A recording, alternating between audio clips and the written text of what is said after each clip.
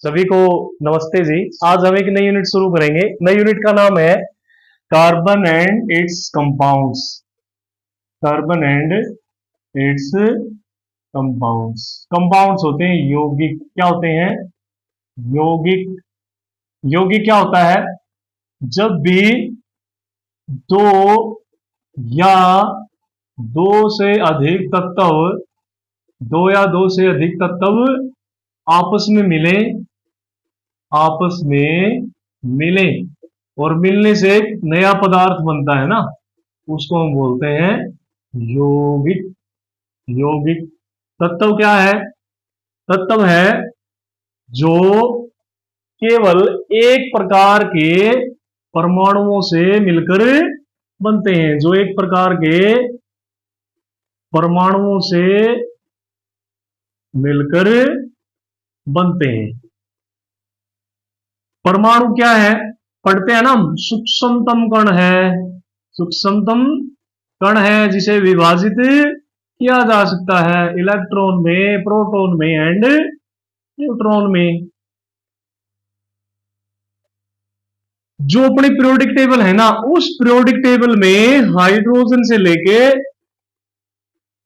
अनऑक्टियम तक, अनऑक्टियम यानी कि हाइड्रोजन की परमाणु संख्या है 1, अनऑक्टियम की है 118। तो पीरियोडिक टेबल में हाइड्रोजन से लेके अनऑक्टियम तक यानी कि कुल 118 तत्व हैं। सभी तत्वों की अलग अलग प्रॉपर्टीज हैं। सभी तत्वों क्या है? अलग अलग प्रॉपर्टीज हैं। केमिकल प्रॉपर्टीज, फिजिकल प्रॉपर्टीज सभी की क्या है? अलग अलग है। लेकिन हम अकेले कार्बन के ही ऊपर इतने क्यों निर्धारित हैं? इसके अलावा और भी तो अन्य तत्व हैं। तो इसका मतलब कार्बन में कुछ न कुछ खासियत है जो इसको अन्य तत्वों से अलग बनाती है। वही चीज इस यूनिट में हम सीखेंगे। भाई ऐसी क्या चीज है जो कार्बन को इन अन्य तत्वों से बिल्कुल इसको अलग बनाती है? वही चीज इसमें हम आज सीखने का प्रयास करेंगे। तो जो कार्बन है ना, थोड़ा सा बेसिक बताता हूं मैं कार्बन के बारे में। कार्बन भी क्या एक एलिमेंट है। एलिमेंट का मतलब एक तत्व है। एक तत्व है भाई जिसकी परमाणु संख्या कितनी है? 6। द्रव्यमान संख्या कितनी है? 12। इसमें क्या विशेषता है देखो, थोड़ा जानने का प्रयास करेंगे। जो ये है ना, इसको लिखते हैं हम परमाणु संख्या। परमाणु संख्या। परमाणु संख्या क्या बताती है? कितने नंबर ऑफ प्रोटॉन्स हैं। और वो चीज हमने पढ़ रखी है, जितने नंबर ऑफ प्रोटॉन होंगे उतने ही नंबर ऑफ इलेक्ट्रॉन्स होंगे। और जो ये द्रव्यमान संख्या है, ये क्या बताती है? नंबर ऑफ न्यूट्रॉन्स के बारे में। नंबर ऑफ न्यूट्रॉन्स कैसे करते हैं? जो द्रव्यमान संख्या है उसमें से आप एटॉमिक नंबर उसको माइनस करो तो बाकी में कितने जो बचता है ना, वो क्या होते हैं? न्यूट्रॉन्स होते हैं। तो जो कार्बन है उसकी परमाणु संख्या कितनी है? 6 है। द्रव्यमान संख्या कितनी है उसकी? 12। तो इसका मतलब इलेक्ट्रॉनिक कॉन्फ़िगरेशन क्या बनेगी? 1s2 2s2 2p2। यानी कि कार्बन का जो लास्ट इलेक्ट्रॉन है ना, वो कहां जाता है? p ऑर्बिटल में। किसमें जाता है? p ऑर्बिटल में। ऑर्बिटल क्या होते हैं? कक्षक। ऑर्बिटल क्या होते हैं? कक्षक। आगे कक्षा में पढ़ेंगे हम। एक s ऑर्बिटल होता है, एक p ऑर्बिटल होता है, एक d होता है, एक f होता है। जो s ऑर्बिटल है उसमें मैक्सिमम 2 इलेक्ट्रॉन रह सकते हैं। p ऑर्बिटल उसमें मैक्सिमम 6 इलेक्ट्रॉन, d में रह सकते हैं 10 इलेक्ट्रॉन और f में रह सकते हैं 14 इलेक्ट्रॉन। वो सारी चीजें हम आगे पढ़ेंगे। अभी है ना, अभी हम ये सीखते हैं केवल जो कार्बन है उसका जो लास्ट ऑर्बिटल है वो जाएगा 2p2 में। इसका मतलब हो गया p ऑर्बिटल को कंप्लीट होने के लिए कितने इलेक्ट्रॉन की जरूरत है?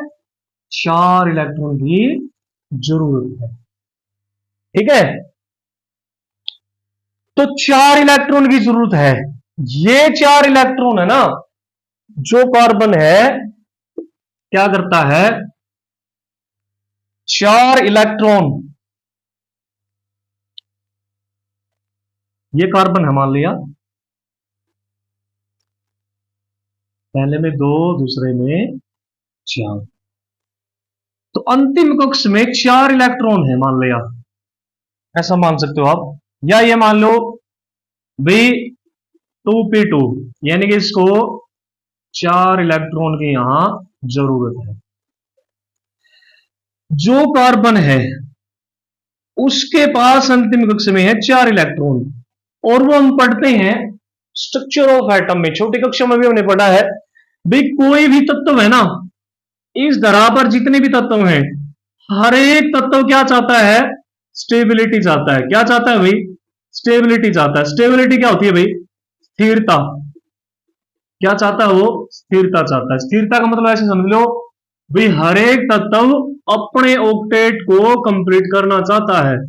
ऑक्टेट का मतलब अष्टक, अष्टक का मतलब ये समझ लो भाई, हर एक तत्व है ना, वो जो अपना ऑर्बिटल है लास्ट का जो सेल होता है, उसको पूरा करना चाहता है। इस पृथ्वी की जितनी भी वस्तुएं हैं, चाहे वो सजीव है या निर्जीव है, हर एक वस्तु स्थिरता चाहती है, यानी कि स्टेबिलिटी चाहती है। उसी प्रकार जितने भी तत्व हैं प्रकृति में, हाइड्रोजन से लेकर अनोक्टियम तक, सभी क्या चाहते हैं, स्थिरता चाहते हैं। यहां कार्बन है ना, कार्बन स्थिरता कैसे चाह सकता है, कार्बन के पास अंतिम कक्ष में 4 इलेक्ट्रॉन है, तो 4 इलेक्ट्रॉन और चाहिए इसको। तो ये बताओ, क्या 4 इलेक्ट्रॉन देना या लेना आसान रहेगा? इलेक्ट्रॉन है ना, एक इलेक्ट्रॉन लिया जा सकता है, 2 इलेक्ट्रॉन भी लिए जा सकते हैं, परंतु 3 या 3 से अधिक इलेक्ट्रॉन को लेने के लिए बहुत अत्यधिक मात्रा में ऊर्जा की आवश्यकता होगी उस तत्व को, जो उसके लिए संभव नहीं है। तो इसमें कार्बन है ना, कार्बन एक अलग सा बिहेव शो करता है, और इसी अलग बिहेव के कारण जो कार्बन है वो प्रकृति में 2 अवस्थाओं में पाया जाता है। कौन सी 2 अवस्थाएं होती हैं? एक तो होती है मुक्त अवस्था। कौन सी होती है? मुक्त अवस्था। और एक होती है संयुक्त अवस्था। क्या होती है? संयुक्त अवस्था। मुक्त का मतलब होता है फ्री। मुक्त का मतलब फ्री। इसका मतलब उसमें जो total number of carbon atoms है ना, या कार्बन एलिमेंट है, वो सबसे ज्यादा होंगे इसमें। मुक्त अवस्था में जैसे कोयला है, ग्रेफाइट है, डायमंड है, कार्बन 60 फुलेरिन। फुलेरिन। तो इन अवस्थाओं में जो कार्बन है वो मुक्त अवस्था मिलता है प्रकृति में। संयुक्त अवस्था में, संयुक्त का मतलब होता है मिली हुई, तो मिली हुई में जैसे कार्बोनेट, बाइकार्बोनेट हो सकता है, मिथेन फॉर्म हो सकती है, methane, ethane, propane, butane, pentane, hexane, heptane, बहुत लंबी चेन श्रृंखलाएं होती हैं। उसके बाद प्रोटीन, प्रोटीन में भी कार्बन संयुक्त अवस्था में होता है। उसके बाद आता है CO2, जो अपने इन्वायरमेंट में गैस है, वो मिलता है आपको 0.3%, 0.3 अप्रोक्सीमेट मिलता है। तो इसकी एक विशेषता है, जो कार्बन है वो अपने अंतिम कक्ष में जो 4 इलेक्ट्रॉन उपस्थित हैं, ना तो वो उन इलेक्ट्रॉन को डोनेट करेगा, और ना ही वो इन इलेक्ट्रॉनों को किसी अन्य तत्व से एक्सेप्ट करेगा। डोनेट का और एक्सेप्ट का मतलब समझो। डोनेट का मतलब होता है देना, एक्सेप्ट का मतलब होता है लेना, स्वीकार करना। तो कार्बन क्या करता है? कार्बन करता है म्यूचुअल शेयरिंग। क्या कर लेता है कार्बन? म्यूचुअल शेयरिंग कर लेता है। Mutual sharing. म्यूचुअल का मतलब होता है परस्पर, शेयरिंग का मतलब साझेदारी, यानी कि आपसी सहयोग कर लेता है। इसका मतलब ये हो गया भाई, ना तो ये इलेक्ट्रॉन को डोनेट करेगा, ना ही इलेक्ट्रॉन को ये एक्सेप्ट करेगा। तो क्या कर लेता है ये, म्यूचुअल शेयरिंग करता है। इसी म्यूचुअल शेयरिंग के कारण ये क्या करता है, कैटेनेशन की प्रॉपर्टी होती है। कैटेनेशन, कैटेनेशन होती है श्रृंखलन। क्या होती है, श्रृंखलन। श्रृंखलन का मतलब होता है एक लंबी सीरीज। क्या होती है, एक लंबी सीरीज। तो श्रृंखलन का मतलब जो कार्बन है वो एक लंबी चेन श्रृंखला बनाता है, उसको हम बोलते हैं कैटेनेशन। और दूसरी प्रॉपर्टी क्या होती है, दूसरी प्रॉपर्टी इसमें होगी टेट्रा वैलेंसी। टेट्रा वैलेंसी का मतलब हो गया चतुः संयोजकता। चतुः संयोजकता, इसका मतलब है जो कार्बन है उसके पास अंतिम कक्ष में 4 इलेक्ट्रॉन उपस्थित होते हैं। वो 4 इलेक्ट्रॉन ना तो वो गेन करता है ना वो लूज करता है। क्या करता है उसकी जगह, वो आपसी साझेदारी करता है। इन्हीं दो विशेषताओं के कारण जो कार्बन है वो प्रकृति में भरपूर मात्रा में पाया जाता है। यह सबसे बड़ी विशेषता है इसकी। दो प्रॉपर्टीज हैं इसमें। आपको कार्बन की अलग अलग फॉर्म मिलेगी प्रकृति में, ऐसी कोई भी जगह नहीं है जहां कार्बन उपस्थित ना हो। तो जो कार्बन है वो मिलियंस ऑफ कंपाउंड्स बनाता है प्रकृति में, तो इन्हीं दो विशेषताओं के कारण। अब देखो बात यह भी हो सकती है भाई, पीरियोडिक टेबल में ऐसे कई एलिमेंट हैं जिनके पास अंतिम कक्ष में 4 इलेक्ट्रॉन उपस्थित हैं। जैसे हम पढ़ते हैं पीरियोडिक टेबल में ग्रुप 14, जो ग्रुप 14 है ना, ग्रुप 14 के एलिमेंट हम पढ़ते हैं ना, काशी, गए, शंकर, पार्वती। काशी, गए, शंकर, पार्वती, ये सारा क्या है, ग्रुप 14। इसमें देखो जो कार्बन है ना उसकी परमाणु संख्या कितनी है, 6। इसकी कितनी होती है, 14। तो इसमें कितने बचेंगे, 2, 4। इसमें बढ़ते हैं 2, 8, 4। और इसमें भी अंतिम कक्ष में कितने बचेंगे, इसमें भी 4 बचेंगे, इसमें भी 4 होंगे और इसमें भी 4 होंगे। देखो इनमें भी तो 4 इलेक्ट्रॉन बचते हैं सभी में। ये क्यों नहीं अलग बिहेव शो करते, ये इसीलिए अलग बिहेव शो नहीं करते क्योंकि इनका जो साइज है ना वो बड़ा है। साइज क्या है इनका, इनका बड़ा है। किससे, कार्बन से। कार्बन है ना साइज छोटा होता है, तो साइज छोटा होने के कारण जो बॉन्डिंग है वो स्ट्रॉन्ग होगी, ग्रिपिंग होगी जो, वो भी स्ट्रॉन्ग होती है। यही इसकी खास विशेषता है जो इसे अन्य तत्वों से अलग करती है। और जो कार्बन है वो प्रकृति में हमें अनेक अवस्थाओं में मिलता है, जैसे मुक्त अवस्था है, संयुक्त अवस्था भी बताया मैंने आपको। और उसी के साथ जो कार्बन एक आइसोटोप भी बनाता है। आइसोटोप, आइसोटोप क्या होते हैं, हिंदी में बोलते हैं समस्थानिक। क्या बोलते हैं, समस्थानिक। समस्थानिक क्या होता है भाई, ऐसे एलिमेंट जिसका क्या हो, एटॉमिक नंबर सेम हो। एटॉमिक नंबर क्या हो भाई, सेम, लेकिन मास नंबर है वो क्या हो, डिफरेंट हो। Mass number different. Atomic number का मतलब परमाणु संख्या। परमाणु संख्या क्या हो, एक समान हो। और जो द्रव्यमान संख्या है वो क्या हो, भिन्न हो। भिन्न का मतलब अलग हो। तो देखो कितना आइसोटोप बनाता है, कार्बन बनाता है कार्बन 612। इसमें देखो ये परमाणु संख्या, ये द्रव्यमान। Carbon 613, carbon 614, carbon 615, carbon 616। इनमें देखो 6 और 6, ये क्या है, ये है परमाणु संख्या। क्या है ये, परमाणु संख्या सभी की क्या है, एक समान है। और ये वाली क्या है, द्रव्यमान संख्या।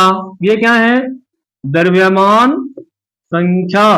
तो जो द्रव्यमान संख्या देखो इनकी सभी की क्या है, भिन्न भिन्न है, यानी कि अलग अलग है, तो इसीलिए हम इसको क्या बोलते हैं, आइसोटोप, यानी कि समस्थानिक।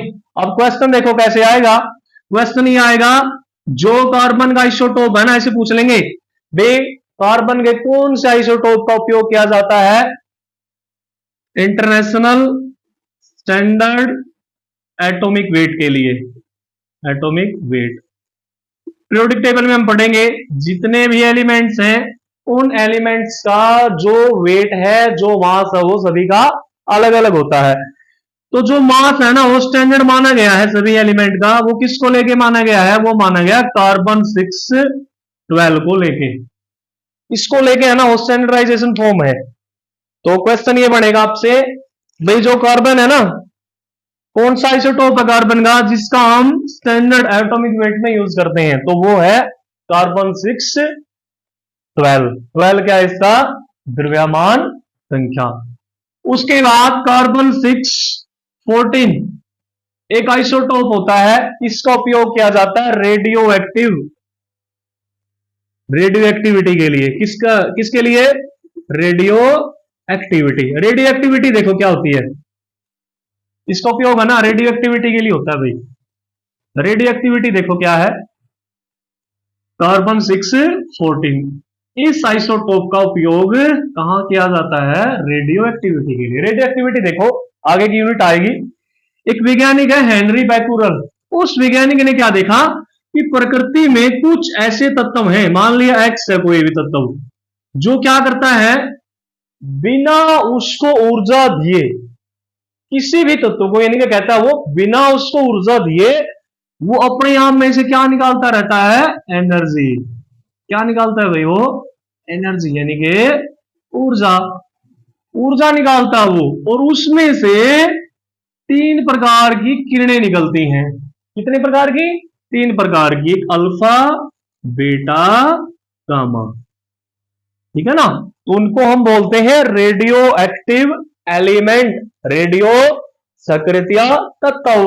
कौन से होते हैं भाई, जो अपने आप विखंडित हो जाते हैं, यानी कि टूटकर क्या देते रहते हैं, ऊर्जा, और ऊर्जा भी बहुत मात्रा में। आपने सुना होगा एटॉमिक बम, एटॉमिक न्यूक्लियर, जो भी न्यूक्लियर सेंटर होते हैं, नाभिकीय सेंटर होते हैं, परमाणु ऊर्जागर होते हैं, उनमें हम रेडियो एक्टिव एलिमेंट है जो उसका उपयोग करते हैं। तो कार्बन 614 है जो उसका आइसोटोप है ना, ये किसमें उपयोग किया जाता है, रेडियो एक्टिविटी के लिए। और रेडियो एक्टिव एलिमेंट क्या करते हैं, अपने आप विखंडित होकर अत्यधिक मात्रा में ऊर्जा का उत्सर्जन करते हैं। और उनमें से कितने प्रकार की किरणें निकलती हैं, अल्फा, बीटा, गामा। ये आगे पढ़ेंगे हम रेडियो एक्टिव एलिमेंट वाले में। और जो ये आइसोटोप होता है कार्बन 614 का, इसका हाफ लाइफ होता है, अगर ये पूछे आपसे हाफ लाइफ, यानी कि अर्ध आयु, क्या होती है, अर्ध आयु। तो अर्ध आयु कितनी होती है, 5770 वर्ष, 5770 वर्ष। इसका मतलब देखो क्या है, अर्ध आयु का मतलब ये होता है भाई कोई भी एलिमेंट है, मान लिया कोई भी एलिमेंट है, ये एलिमेंट है मान लिया एक्स, इसका जो जीवन काल है ना विखंडित होने का, हम मान लेते हैं भाई 10,000 वर्ष है, 10,000 वर्ष।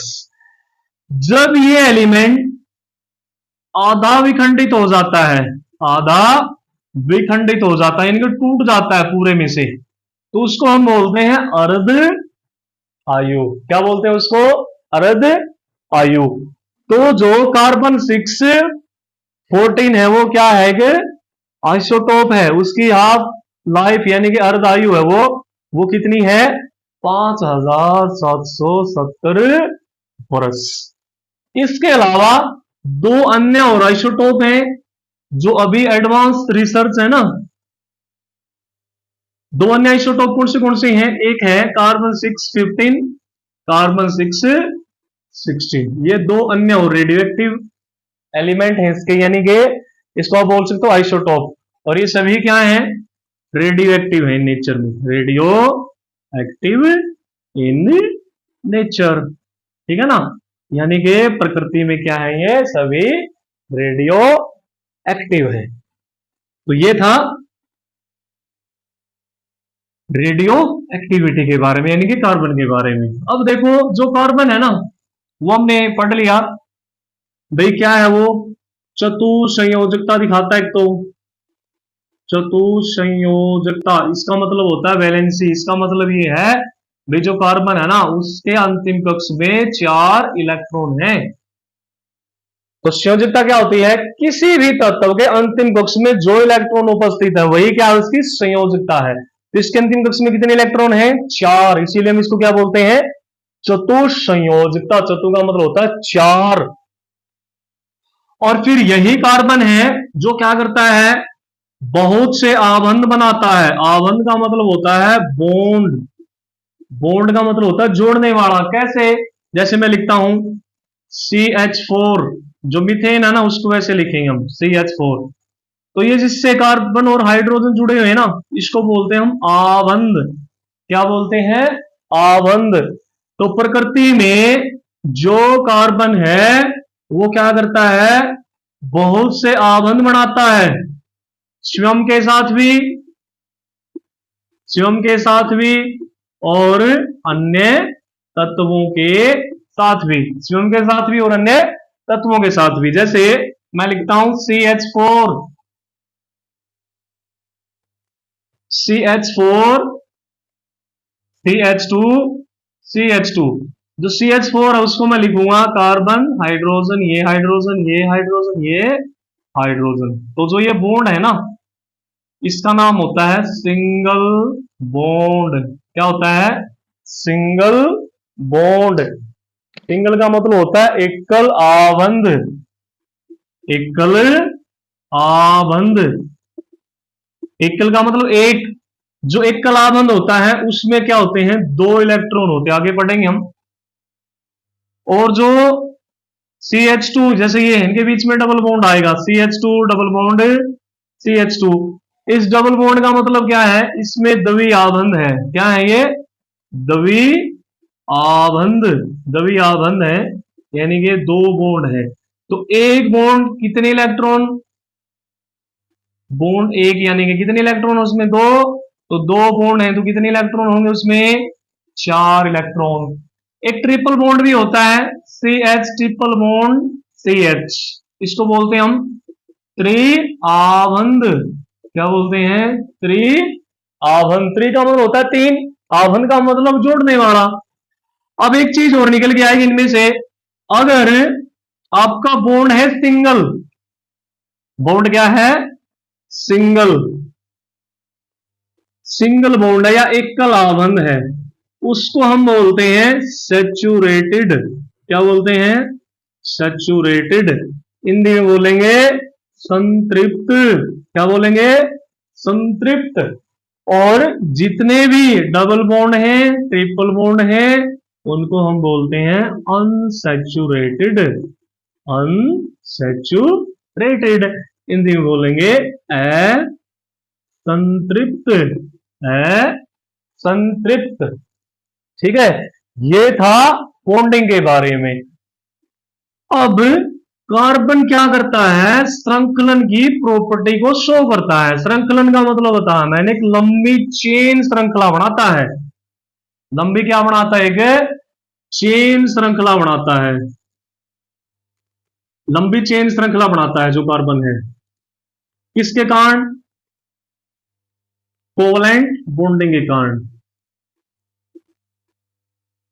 कोवलेंट बॉन्डिंग, जो कार्बन है ना, कार्बन क्या कर लेगा, अपने इलेक्ट्रॉन को क्या कर लेता है, शेयर कर लेता है। तो शेयर करने से जो ये बॉन्ड बनता है ना, ये बीच वाला, इस बॉन्ड को हम बोलते हैं कोवलेंट बॉन्डिंग। क्या बोलते हैं, कोवलेंट बॉन्डिंग। कोवलेंट का मतलब होता है साझेदारी। कोवलेंट का मतलब साझेदारी। बॉन्डिंग का मतलब आबंध। आबंध का मतलब होता है जोड़ने वाला। तो कौन सी बॉन्डिंग होती है कार्बन और कार्बन के बीच में, कोवलेंट बॉन्डिंग। और जो कोवलेंट बॉन्डिंग होती है वो स्ट्रॉन्ग होती है, यानी कि मजबूत होती है। इसी कोवलेंट बॉन्डिंग के कारण क्या करता है, एक कैटिनेशन प्रॉपर्टी शो करता है। कैटिनेशन का मतलब श्रृंखलन, श्रृंखलन का मतलब एक लंबी चेन श्रृंखला बनाता है। तो इसमें ये प्रॉपर्टीज है। उसके बाद आता है